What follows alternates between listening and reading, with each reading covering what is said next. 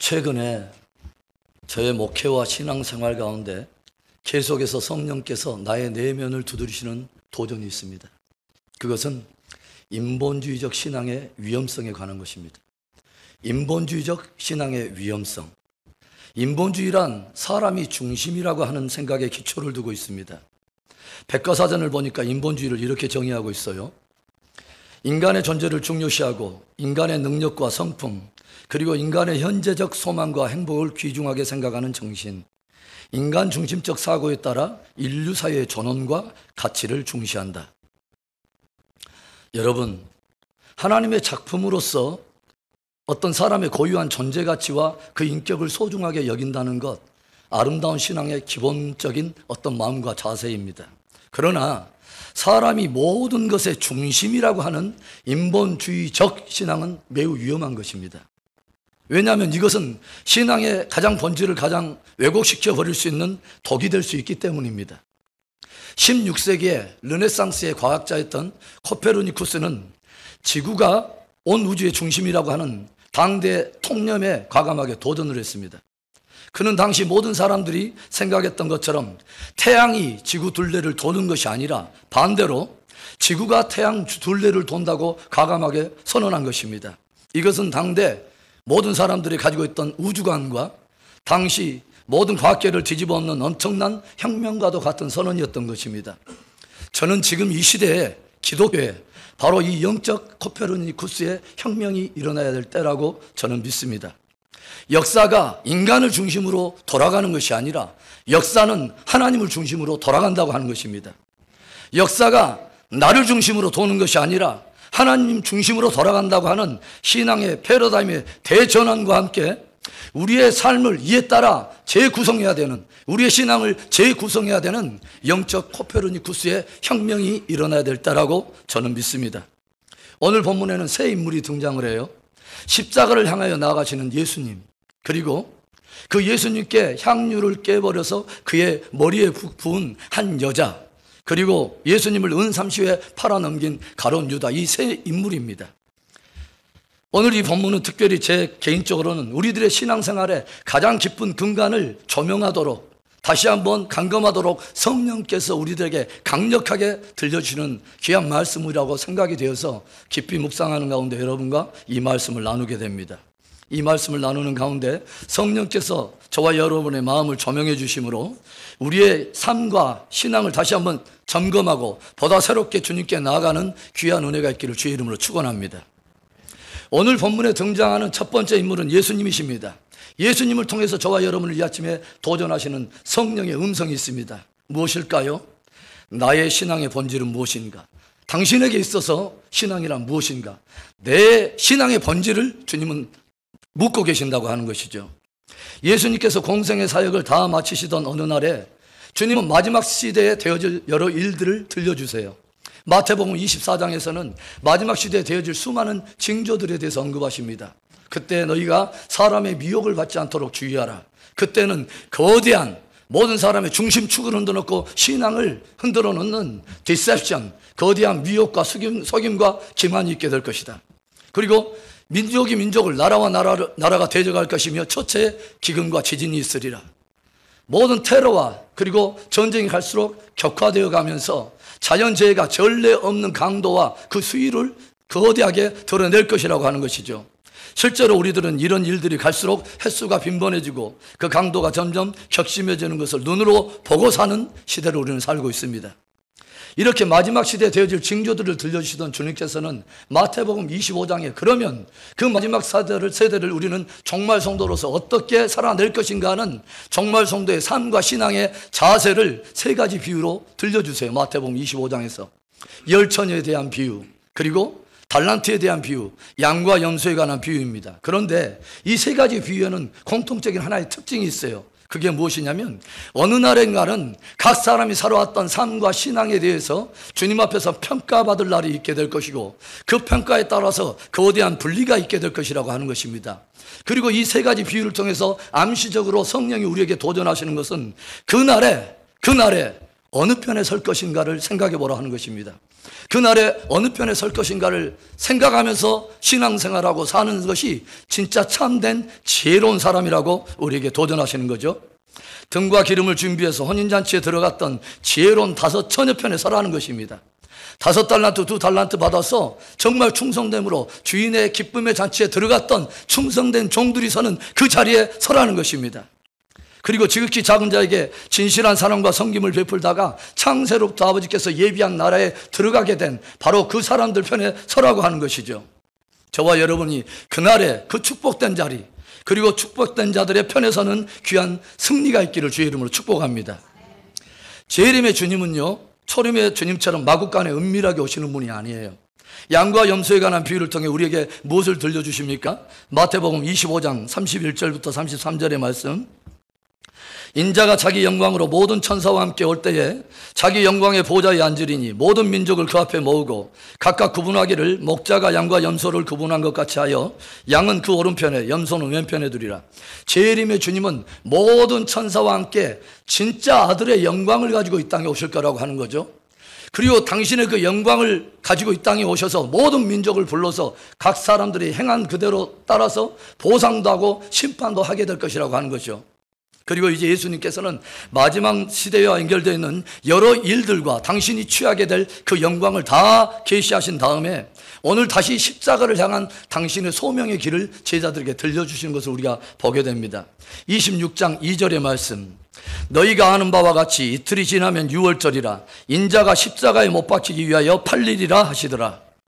재림의 영광이 있지만 그 전에 구속의 십자가가 있다고 하는 거죠. 우리가 복음서를 통해서 우리가 엿보게 되는 것은요, 예수님께서는 그의 생애에 단 한 번도 당신을 이 땅에 보내신 하나님의 그 목적과 뜻을 잊어버린 적이 없으시다고 하는 것입니다.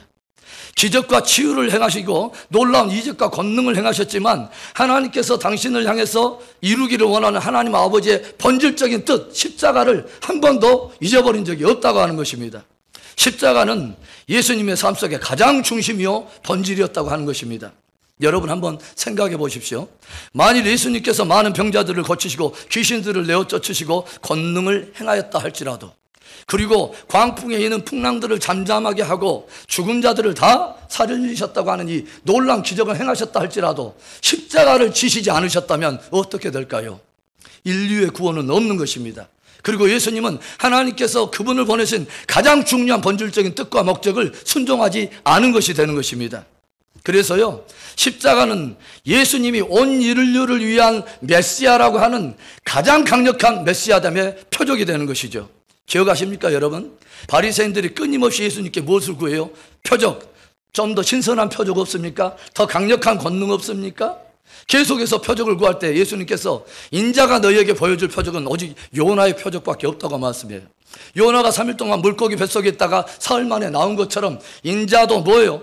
십자가를 통하여 구속을 성취하시고 사흘 만에 부활하실 십자가와 부활이라고 하는 기독교 신앙의 두 기둥을 정확하게 증거하시면서 메시아됨의 가장 강력한 증거는 어떤 대단한 권능이나 기적이 있는 것이 아니라 십자가와 부활이 있다고 하는 것을 들려주신 것입니다. 예수님처럼 하나님께서 우리들을 향하여 말씀하시는 인생의 바른 본질, 신앙의 바른 본질을 바르게 알고 바르게 반응하는 사람들이 과연 얼마나 있을까요? 그리고 그렇게 반응하며 바르게 살고 있는 사람은 하나님 앞에 얼마나 복된 인생일까요? 오늘 예수님을 통해서 성령은 우리를 깊이 도전하세요. 나에게 있어서 신앙은 무엇인가? 나는 신앙의 본질을 무엇이라고 생각하는가? 언제부터인가 기독교 신앙에 들어온 세속적 인본주의는 하나님의 뜻을 이루기 위해서 십자가를 지시면서 하나님의 뜻을 이루기 위한 핵심적인 이 신앙의 본질을 다 제쳐두고 오직 나를 위한 기적과 축복, 그 다음에 치유와 여러 표적들, 이런 부차적인 것들을 신앙의 본질과 바꿔버리는 이런 이상한 왜곡된 현상을 연출했다고 하는 것입니다. 그래서 주님은 나를 따르라 말씀하시는데 오히려 우리가 주님 나를 따라오세요, 나의 삶에 조명해 주세요, 나를 위해서 권능을 행해 주세요, 역사의 중심을 나로 바꿔버리는 이상한 어떤 기형적인 기독교를 만들어내고 말았다고 하는 것입니다. 이처럼 그것이 마치 참 기독교의 정상적인 신앙인 양 왜곡하면서 신앙의 본질인 양 착각하면서 사는 사람들이 많아졌다고 하는 거예요. 여러분 기억하십시오. 예수님의 최고의 갈망은요, 하나님의 뜻을 이루는 것이었습니다. 그리고 당신을 이 땅에 보내셔서 이루기를 원하는 그 하나님의 뜻의 중심에 십자가가 있다고 하는 것을 주님은 정확히 알고 계셨고 정확히 그것을 붙들고 계셨다고 하는 거죠. 온 인류의 구속을 위한 하나님의 또 다른 구속의 길은 없다고 하는 것을 알고 가장 중심에 있는 하나님의 본질적인 그 부름의 소명에 그것을 붙들고 반응하며 살았다고 하는 것입니다. 이틀이 지나면 유월절이라. 인자가 십자가에 못 박히기 위하여 팔리리라. 하나님의 뜻을 이루는 것, 그리고 이것을 위해 나에게 주신 십자가 달게 지는 것, 이것이 신앙의 본질인 것입니다. 이것을 기억할 수 있기를 바랍니다. 여러분, 나의 꿈과 야망을 이루는 것이 신앙의 본질 아닙니다. 기적과 표적을 즐기는 것이 신앙의 본질 아니에요. 적당한 신앙적인 규칙을 따르는 것이 신앙의 본질 아닙니다. 나의 모든 삶을 쳐서 하나님의 뜻을 이루는 것이 신앙의 본질이요, 성도의 성도됨의 본질임을 깊이 기억할 수 있는 은혜가 있기를 축복합니다. 오늘 본문에 등장하는 두 번째 인물은 예수님을 위해 향유옥합을 깨버린 한 여자입니다. 성령께서 이 여자를 통해서 저와 여러분의 이 아침에 무엇을 질문하십니까? 십자가는 과연 당신에게 당신의 복음이 되었는가 하는 것입니다. 십자가는 과연 나의 복음이라고 말할 수 있는가? 그 어느 누가 모든 것을 내 총체적인 삶을 흔들어 놓고 내 생명을 위협한다 할지라도 그것을 바꿀 수 없는 십자가는 나의 복음이 되어버렸는가 하는 것을 우리에게 질문한다는 거죠. 예수님께서 예루살렘을 향해 나아가는 여정에 베다니 문둥이 시몬의 집에 들어가신 이야기가 기록되어 있는데, 예수님께서 제자들과 함께 식사를 하고 계시는데 갑자기 이때 한 여인이 귀한 향유옥합을 가지고 나와서 예수님의 머리에 붓더라고 하는 거죠. 이것을 볼 때 제자들이 어떻게 반응을 합니까? 8절과 9절의 말씀에 제자들이 보고 분개하여 이르되 무슨 의도로 이것을 허비하느냐? 이것을 비싼 값에 팔아 가난한 자들에게 줄 수 있었겠도다 하거늘. 한 여인이 옥합을 깨뜨려 예수님의 머리에 붓자 제자들의 반응이 분개했다는 것입니다. 분노하면서 어쩔 줄 몰랐다고 하는 거예요. 그 여인을 그리고 추궁하기 시작합니다. Why this waste? 이런 낭비가 도대체 웬 낭비란 말이야? 너는 왜 귀한 향유를 예수님의 머리에 붓는 너의 깊은 의도가 뭐야? 그것을 팔아가지고 가난한 자들에게 오히려 주지, 그렇게 허비를 하는 것이 무슨 의도야? 라고 추궁했다고 하는 거죠. 그런데 이때에 이 여자가 대답한 것이 아니라 각 사람의 마음의 중심을 아시는 주님께서 이 여자의 깊은 의도를 간파하시고 주님이 대신 대답을 하십니다. 10절부터 12절에 예수께서 아시고 그들에게 이르시되 너희가 어찌하여 이 여자를 괴롭게 하느냐? 그가 내게 좋은 일을 하였느니라. 가난한 자들은 항상 너희와 함께 있거니와 나는 항상 함께 있지 아니하리라. 이 여자가 내 몸에 이 향유를 부은 것은 내 장례를 위하여 함이니라. 주님께서는 그 여인이 행한 것은 내게 좋은 일을 행하였다고 주님은 말씀하십니다. 이 여인이 행한 것은 내 장례를 위한 것이었다고 말합니다. 나의 죽음을 위한 것, 나의 십자가를 위한 바로 그 귀한 좋은 일이었다고 주님은 말씀하시는 거죠. 심지어 제자들도 예수님께서 지금 예루살렘을 향하여서 가는 길의 의미조차 모르고 그렇게 구속을 위한 십자가를 많이 들려줘도 끊임없이 나를 위한 권능, 나를 위한 표적, 이런 것들을 함께 믹싱된 나의 꿈과 야망, 그런 것들을 기대하면서 계속 그런 것만 집중하다 보니까 주께서 말하는 가장 신앙적인 본질, 십자가의 복음을 전혀 염두하지 않고 반응도 하지 않더라고 하는 거죠.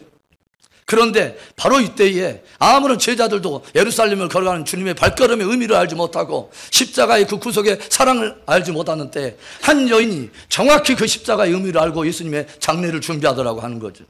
그녀는 예수님께서 지금 당신의 몸을 깨뜨려서 보혈을 쏟으실 그분의 사랑과 그 사랑이 어디를 겨냥하고 있는 바로 그 방향을 알아버렸다고 하는 거죠. 그래서 기꺼이 우리가 말하는 허비를 기꺼이 했다고 하는 거죠. 지난주에도 우리가 말씀을 나눴지만 과연 이 여인이 옥합을 깨뜨릴 때 주님께 쏟아 부은 그 향유가 허비일까요? 이 여인이 그렇게 허비라고 생각했을까요? 다른 사람은 다 허비처럼 보이는 그것을 이 여인은 과연 허비라고 생각했을까요? 진짜 허비는 예수님의 십자가인 것입니다. 천군 천사들이 옆에서 외쳐요. 주님, 이럴 수는 없는 거예요. 저들이 누구라고, 저들이 어떤 존재라고, 주님 앞에 저들은 어떤 존재의 가치를 가지고 있기 때문에 하나님인 당신의 영광을 다 내려놓고 육체를 입고 가셔서 십자가에서 소중한 당신의 몸을 깨뜨시고 당신이 거룩한 보혈을 저들 위해서 쏟으신단 말입니까? 이것은 why this waste? 이처럼 낭비는 없는 것입니다. 그렇다면 여러분, 천군 천사들이 바라볼 때 그렇게 허비처럼 보였던 것을 주님은 정작 허비라고 생각하셨을까요? 예수님이 기꺼이 당신의 몸을 십자가에 내어주심으로 저를 믿는 자마다 멸망치 않고 영생을 얻게 되는 바로 이 복음을 복음되게 이루셨습니다. 나를 위하여 자기 몸을 깨뜨려 보혈을 흘리실 예수님의 구속의 사랑을 알게 된 이 여인, 십자가가 나의 복음이 되어버린 이 여인은 자기 몸을 깨뜨려 주님께 드리듯이 이제는 자기의 모든 삶의 무게가 한꺼번에 그 모든 가치가 함께 담겨있는 옥합을 깨뜨려서 향유를 주님 앞에 부어드린 것입니다.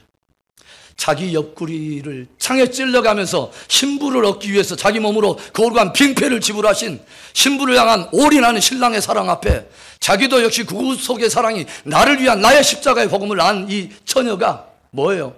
자기의 모든 삶의 무게와 땀과 수고의 모든 결정체를 할 수 있는 이 모든 그 향유가 담긴 옥합을 기꺼이 깨뜨리고 주님께 올인하는 사랑으로 화답을 했다고 하는 것입니다. 그래서 오늘 이 여인을 통해서 주님은 우리에게 묻는 거예요.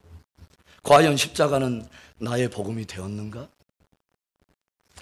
그런데요, 누가복음을 보면 이번에는 한 바리새인의 집에 들어가셨을 때 제자들과 함께 먹고 있는데 이때 역시 한 여인이 향유옥합을 부어서 주님의 발에 부으며 자기 머리털로 그 발을 씻고 입으로 계속 발에 입맞춤을 하는 또 한 여인의 이야기가 나와요.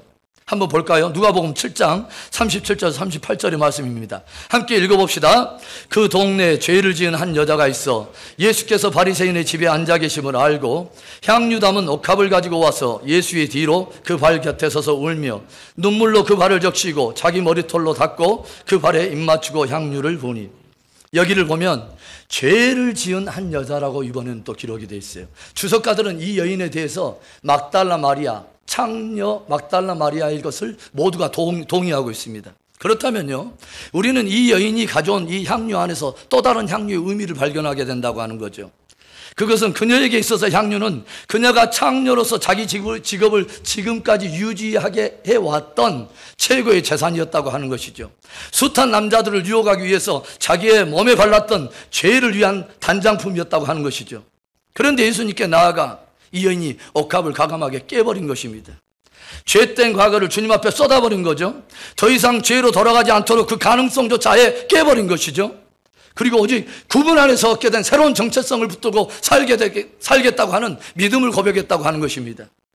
사람들은 왜 협의하느냐, 책망하면서 네 의도가 뭐야? 라고 물을 때에 이 여자는 이렇게 대답을 하더라고 하는 거죠. 나는 죄된 나를 다 주님께 맡겨버리고 주님과 이제 더불어 새로운 정체성을 가지고 주님과 새롭게 살겠다고 하는 믿음의 고백을 하고 있다고 하는 것이죠. 여러분, 미지근한 죄의 고백은요, 주님을 향한 미지근한 사랑을 낳습니다. 죄를 가볍게 여기는 것은 하나님의 은혜를 가볍게 여기는 것과 관계가 있습니다. 그 여인은 지금 한 바리새인의 집에 들어가서 바리새인들이 모여있는 바로 그 한복판, 율법을 빙자해서 늘 스스로를 의롭다고 생각하는 바리새인들이 모여있는 바로 그 한복판에서 과감하게 자기의 죄된 자아를 상징하는 옥합을 다 깨버림으로 말미암아서 이제는 주님의 의로움을 가진 존재로서 주님의 의로움을 가진 이 정체성을 가지고 새로운 인생을 살겠다고 하는 그 분기점을 믿음으로 표현했다고 하는 것이죠. 많은 사람들이 물어요.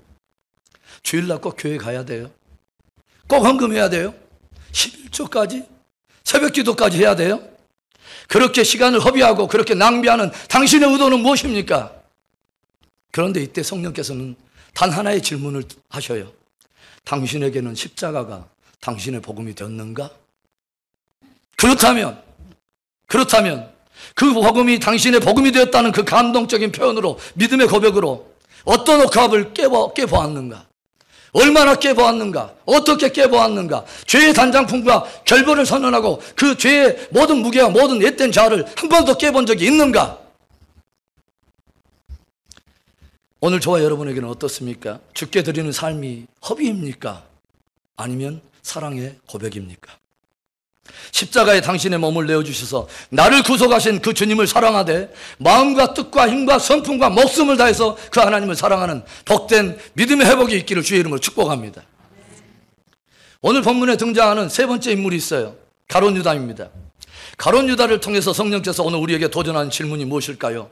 당신은 어떤 예수를 찾고 있는가 하는 것입니다. 당신은 어떤 예수를 찾고 있고 어떤 예수를 따르려 하는가? 이것이 세 번째 질문입니다. 한 여인이 예수님께 와서 머리에 향유를 붓던 바로 그 뒤에 성경은 이상하게 12 중에 하나인 가룟 유다의 삶을 바로 조명을 하고 있습니다.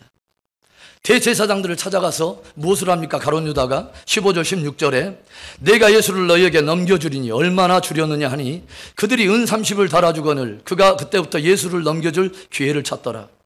재밌죠? 굉장히 재밌다고 저는 생각해요.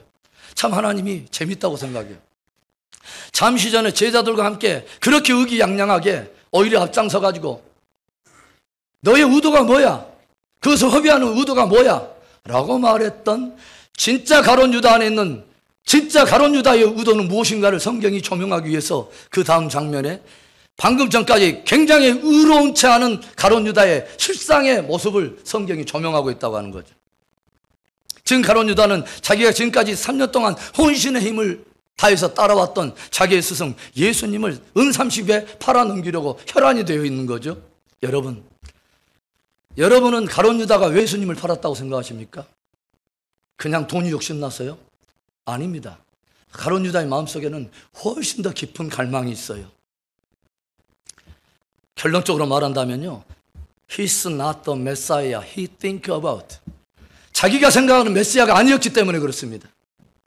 자기가 생각하는 구원자가 아니었기 때문이에요.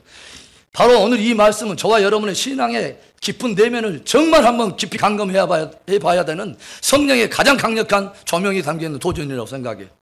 그렇다면 가룟 유다는 도대체 어떤 예수를 쫓아가고 있었냐 하는 것입니다. 어떤 예수를 쫓으려 했었는가 하는 것입니다. 놀라운 권능과 기적을 행할 때에 광풍이 있는 바다가 그의 권능의 말 한마디에 잠잠해졌을 때, 죽은 나사로가 수족이 붕대로 뭉친 대로 주의 권능의 말씀에 그 무덤에서 튀어나올 때에 물고기 2마리 보리떡 5개로 5,000명이 넘는 2만 명이 넘는 모든 사람들이 가득히 풍족하게 먹고 나서도 12광주를 남기는 놀라운 기적을 볼 때 그는 즉시로 확신했을 거예요. He's the Messiah. 그는 메시아일 것이 확신해.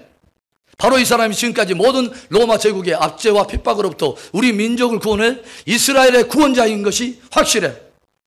이제야말로 로마 제국을 뒤엎고 혁명을 일으키고 혁명 정부를 세워서 진짜 우리들이 함께 꾸어왔던 주님의 좌우편에 서서 무엇인가 이제 한 자리를 할 수 있는 절호의 기회가 때가 온 거야. 확신했다는 거죠.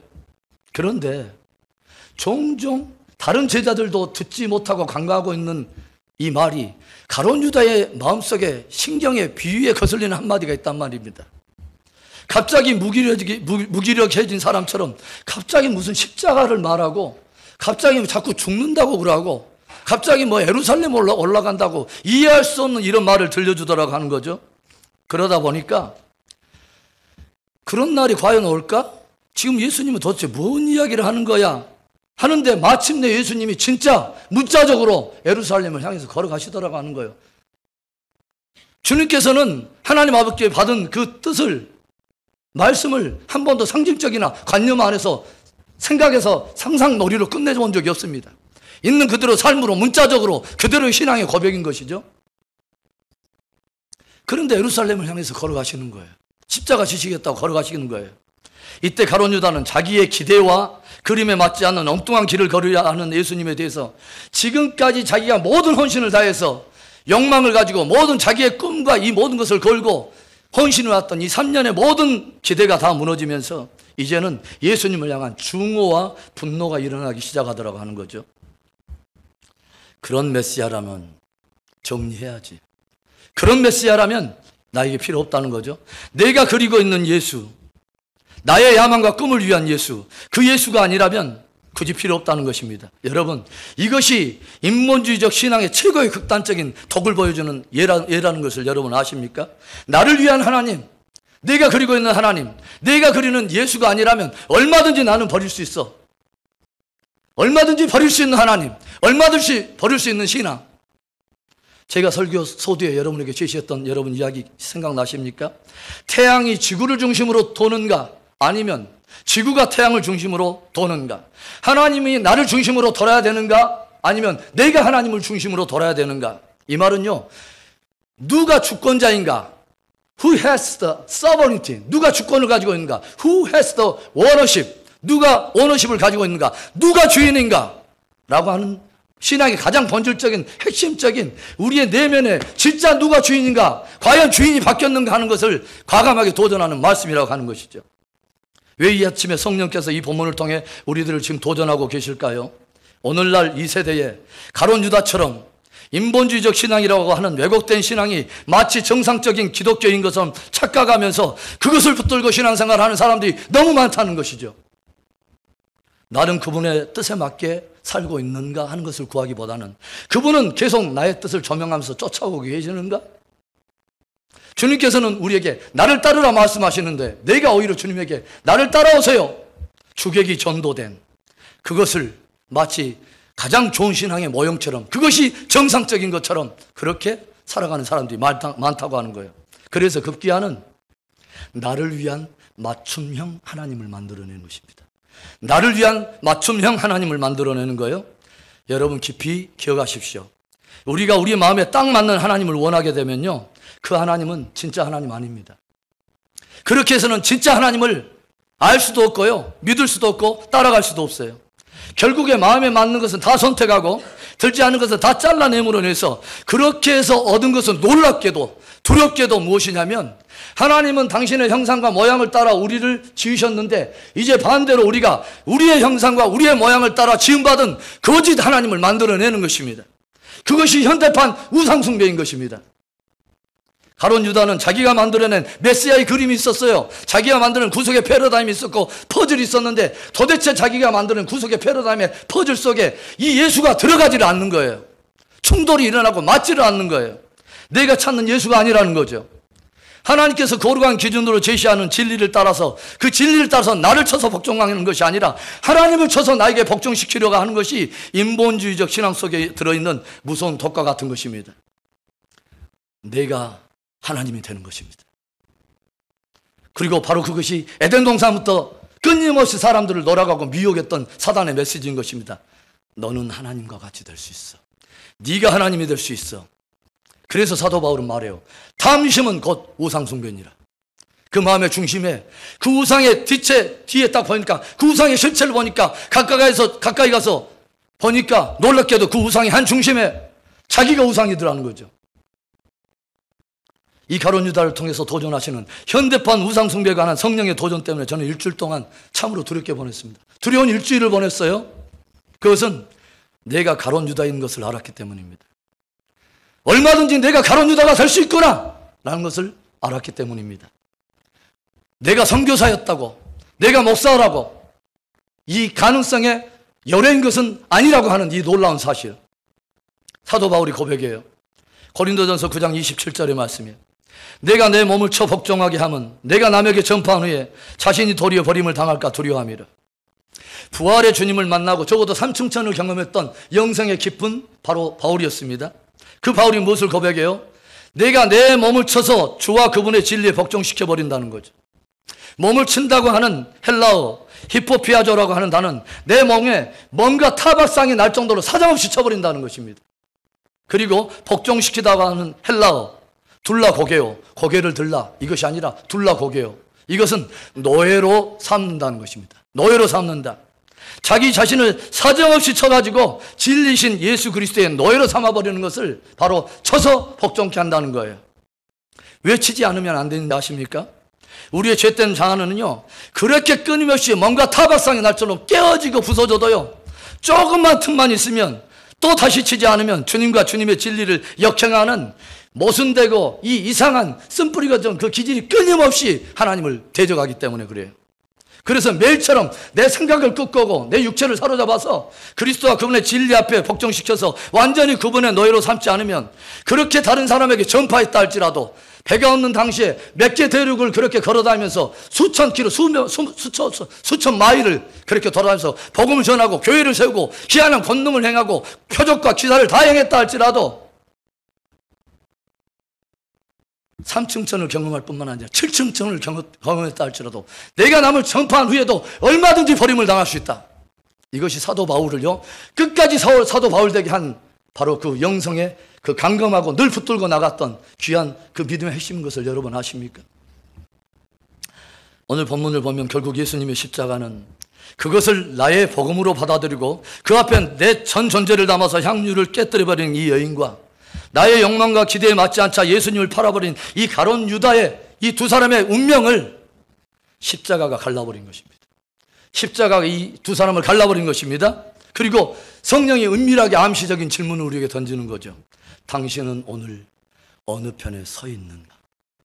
또 어느 편에 설 것인가? 십자가가 나의 복음이 되었기 때문에 향유옥합을 깨버린 올인하는 바로 그 한 여인의 편에 서 있는가? 아니면 내가 기대하는 그림에 맞지 않으니까 나의 퍼즐 속에 맞지 않자 은30에 팔아먹으려고 혈안이 되었는 가룟 유다 편에 서 있는가? 서려 하는가? 사랑하는 여러분, 오늘 성령께서 이 아침에 들려주시는 귀한 믿음의 도전을 따라 깊이 나의 신앙을 한번 감금할 수 있기를 바랍니다. 다른 것을 투자하는 것은 잃어버리면 다시 회복하면 됩니다. 열심히 노력하면 되는데요. 내 신앙, 내 믿음이 이것에 속으면, 믿음을 속고 이것에 대해서 부도나면요, 이것은 회복이 없습니다. 믿음은 완전히 믿음이든지 아니면 확실히 아닌 것입니다. 여러분, 해석지대는 없는 것입니다. 사랑하는 여러분, 오늘 성령께서 이 아침에 들려주신 도전을 따라 깊이 감금하십시다.